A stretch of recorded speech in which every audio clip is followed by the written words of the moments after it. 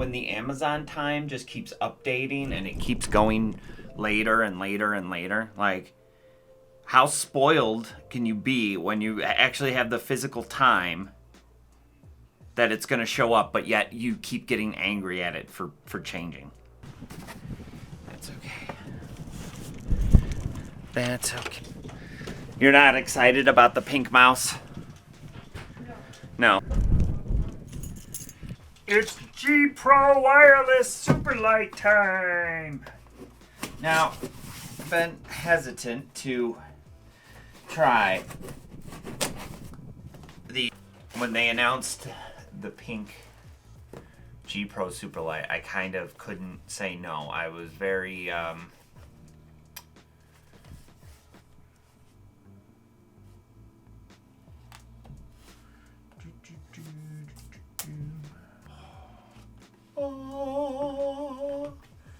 my wife says she doesn't care, but I have a feeling when she sees it that she's gonna change her mind. Wow. Hey, what's up everyone? Sean with SK Studios here, back with another video. Today, I'm gonna be looking at the Logitech G Pro X Superlight in pink.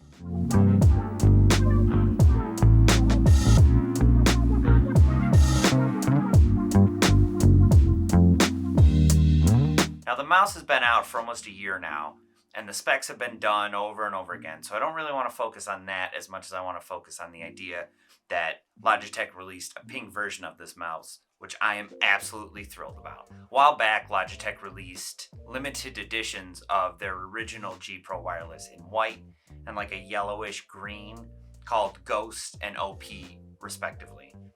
They were limited edition at the time, limited to, I'm not sure, I think 1,000, maybe 5,000 units.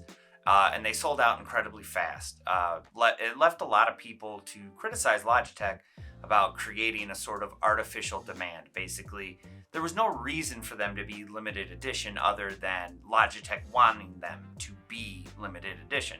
And this, of course, created an artificial hype, which, of course, brought out the resellers as well as the bots, giving a sort of final mouse level hype to these mice. And I remember seeing them on eBay going for $500. I think I saw one for like $1,000 at the time. And of course, people naturally were upset. There was a lot of people out there that, wanted this mouse to actually use it, and they couldn't get their hands on it. Well, it's apparent that Logitech heard those criticisms, because at launch, the G Pro X Superlight released in both black and white, the white being the more coveted color.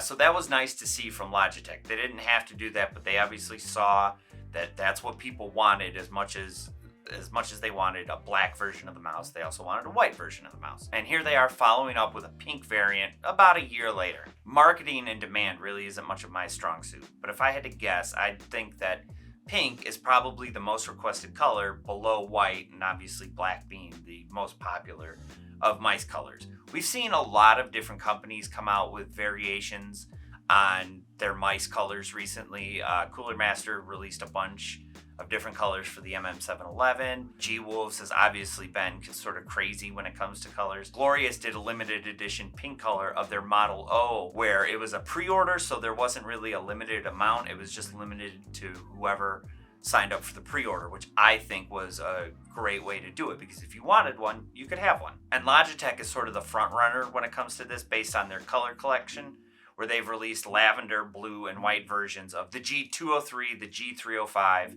as well as the G915 TKL wireless and the G355 headset and the G733 wireless headset. Those products piqued my interest due to the fact that I have a wife and she has a 13-year-old daughter who, black really isn't their favorite color. This is something Razer has been doing for quite a while now with their Mercury, which is white, and Quartz, which is pink.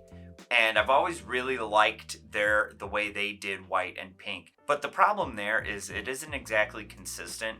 Some of their products come in white and pink, others don't, and it can be kind of hard to find which ones are which. I remember looking for a basilisk in their quartz color and just kind of assuming that it existed and then really not being able to find it anywhere. And I remember being incredibly disappointed or more accurately, my wife was pretty disappointed. Now, if you've seen any of my other videos, you've probably known that I'm a big fan of the glorious Model O and their most recent version of that, the Model O Wireless. The Model O Wireless has been my go-to mouse for quite a while, and yet every once in a while I would find myself reaching for my Razer Viper Ultimate or even sometimes my MM711. And I've sort of come to terms with the idea that there really isn't an end game mouse for me. I'm just kind of one of those people who will just be constantly buying mice, despite the fact that I have ones that I really like. And I just need to learn to accept that a good portion of my income is just gonna go to gaming mice that I don't need. Which brings us to this, the G Pro X Superlight. Now, for whatever reason, I've sort of avoided the different versions of the G Pro Wireless for a long time. I don't know why. It's obviously an extremely popular mouse. Logitech was kind of the first to market with any sort of real substantial wireless with the G Pro Wireless. And I just, for whatever reason, just never picked one up. And so I figured now would be a good time with this new version coming out. Not really a new version, but this new colorway, I figured it would be a nice time to pick one up and give it a shot. I've used different Logitech products in the past, reaching back all the way to the Logitech Denovo series of keyboard and mouse combos. I can't remember the mouse that came with that set, but I remember being in love with it. Pretty much any forum that had a battle station thread, sort of the proto r/battle station, any setup worth its salt had that setup. It was a pretty common setup, along with a speaker set by Logitech that was incredibly popular at the time. And leading through more modern stuff, like I had a G502, I've had a G305. So I'm well versed with Logitech stuff, and it's always been top-notch quality stuff, always worth the money. So why not automatically reach for the G Pro Wireless? I don't know. I don't have an answer for that. But now that I have one in hand, holy moly is this thing light. It's crazy how light this thing is compared to my Model O Wireless or my Viper Ultimate. Compared to the G Pro X, it's like holding a brick when I'm holding my Viper Wireless. It's crazy. Coming in at close to 60 grams, it's actually closer to my MM711 than it is the Viper Ultimate. I know Final Mouse's current version is like somewhere near 50 grams. The odds of me ever getting a hold of one of those mice is slim to none. So as of now, this is probably going to be the lightest wireless mouse that I own. I'm a huge fan of these skates on the bottom. Logitech really pulled a smart move here and gave us like all skate on the bottom of the mouse. That's a first. I've seen, companies go from normal Teflon to PTFE and bigger skates, and this just really takes the cake. And the added puck that they give you in case the existing skates aren't enough for you, I'm really digging. The scroll wheel, it's like a hair more tactile than something like the Viper Wireless, but that's not exactly a good way to explain it. It's like, the best way to explain it is it's as if there aren't any actual steps, and it's more like haptic feedback on like an iPhone or like their touchpads on a MacBook Pro. I really, really enjoy it. I really like it. To that sort of end, the clicks are nice and crisp. Coming from a Viper Ultimate with their optical switches, I enjoyed those. I didn't have as big of a problem with them as a lot of people did, but it's always nice to have a mouse with nice crispy clicks. It's just sort of a thing that's sort of baked into my muscle memory. I've seen a lot of people mention this ridge on the side of the mouse where the left-handed buttons used to be, and quite frankly, I don't notice them. Like, if you shine the light on them, you can notice it, but like in hand, I don't feel it in any way, shape, or form. I don't think it really adds much of anything. I'm assuming it's there to help with pickup. I have to imagine that, if it was just completely smooth on this side, maybe it would be harder to pick up. I don't know. It doesn't bother me. If it's there, I don't notice it. I don't mind it. I think the mouse is great as is, and the way my hand grips this mouse, it seems to just fit perfectly. Now, in regards to the criticisms of this mouse, which while there aren't that many, there are still a few that kind of left people scratching their heads. The biggest of which being that the mouse itself and the cable that it comes with is micro USB and not USB-C. And I understand people's issue with this, but given the fact that Logitech was going for a completely carbon neutral product, they had an existing G Pro wireless, as well as I think all of their other wireless mice use that same connection. I can sort of understand why they stuck with the micro USB. It's obviously not my favorite decision, but given the fact that my existing Viper Ultimate has the dock set up already with a micro USB cable, it's fine. I don't need to rerun a new cable or anything. I can just plug the dongle directly into the existing cable I have. And that's an important note, that just because it comes with that sort of trident cable, you don't have to use that cable. I'm not sure if any other cables will fit, but currently the cable that came with both my Naga Pro and my Viper Ultimate fit and work fine. If I had to guess, I've heard people mention that weight was a decision factor. I don't know if that's confirmed or not. I don't think so. I would imagine the connectors are the decision. You wouldn't notice it if it was a USB-C connector. I sincerely doubt that that's an actual reason why they stuck with micro USB.